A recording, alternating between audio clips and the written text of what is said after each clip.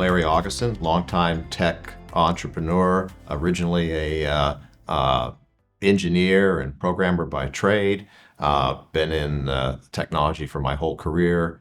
Started a company called VA Linux in the Linux and open source space many years ago. Helped to coin the term open source. Created the first internet archive of software in SourceForge. For many years, ran a CRM company, Sugar CRM. Was most recently the vice president of applications at AWS. So I ran a set of applications businesses there. And I spend most of my time now helping young companies, angel investing. And I just love technology, and I love doing that. And I'm Marshall Kirkpatrick, and I'm so glad to get this chance to sit down and have this conversation with you. So here we are at the Confidential Computing Summit, and I want to know, given all your years of experience and your work on the leading edge now as an angel investor, what's your take on big picture confidential computing? So confidential computing, I always view security as one of those things that evolves over time and grows with technology. If you go back to sort of the early days of the internet and some of the early days of technology, many of the things we took for granted didn't have any special security around them. I think about mail transfer, SMTP, open, plain text, clear, no security, right? And today, everything is encrypted, protocols are secure. We've built all of that around those technologies. DNS is another one. Move to secure DNSSEC, for example. HTTP started open plain text. HTTPS now is the standard, the default. I think the same thing happens with confidential computing. We've gone to more and more securitized containers. And confidential computing is just bringing that down to where we have a secure, encrypted execution environment. And we can bring that down into the hardware. And I think today, it's not the standard thing. You have to work to do it today. But there will be a time in the future where it will just be the way people do things. The same way the other security technologies that we have implemented over time are the way we do things. It just has to happen that way. There's too many opportunities for data to leak. There's too many opportunities for hackers to access data. There's too much confidential information that's out there. It just has to get ingrained into how we do things. So that's where I see it going.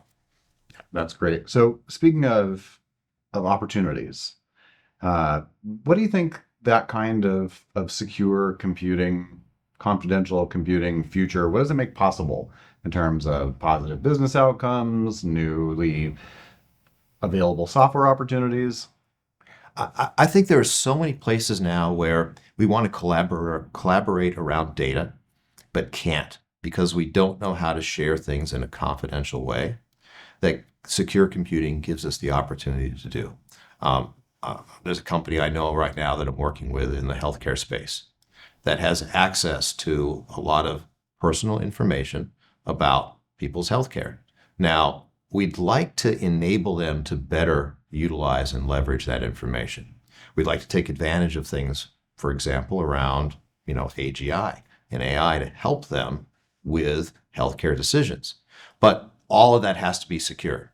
And so as you're trying to make those things happen, the more you can enable that security, the more you can create some of those applications that today, maybe you're not quite sure that you're comfortable with because of the level of security. And I think that's a big issue around a lot of things with AI as well, which is there's a lot of places where AI can solve problems for us that have been problems for decades and can make life better. But we have a lot of concerns about access to that data. Who can see it? What happens when I put all that data in one place? Now that's a target. Anything we can do to make that more secure, I think enables us to create those next set of applications. And I think that can really be beneficial to people. So given the momentous significance of all of that and the fast pace of change in the world of AI, can you zoom in for us a little bit about just the leading edge of your personal strategy and thinking about how to relate to this, and how is it changing? Like, what's something that has changed in your strategic thinking lately? So with AI, I'm really looking for places for real applications, real use cases, in particular where it helps people do their job. So I'm an AI optimist. I'm one of those people that thinks AI is going to make our lives better. In particular, it's going to make our lives better by doing all those things that we kind of want to take off the plate. All those things that have taken up time that I'd just like to have an assistant to do. And I use that assistant analogy all the time. It's like if I had an intern, for example, I could have the intern go do this for me and help me, right? I think that that's the path we're on with AI. And so I'm always looking for places where AI can help somebody do their job better. It can be part of what they do. It can help them get their job done. So I tend to look less at, I'll say, AI for analysis and reporting. I'm more interested in doing and happening, and how do I make things happen? How do I help someone do their job? How does it become part of what they do? I have this concept I call systems of action. That is, it's a system of action. It's an application that helps somebody do their job. Versus, we all used to have systems of record, records that they did something, right? And there's a lot of application of AI to take the system of record, analyze the data, and give me some insights, which is super useful. And I think we get interesting things out of that. But with systems of action, it's help me do things, help me do my job. I spend a lot of time in the sales and marketing world. And for the salesperson, how do you help the salesperson have a conversation with the customer?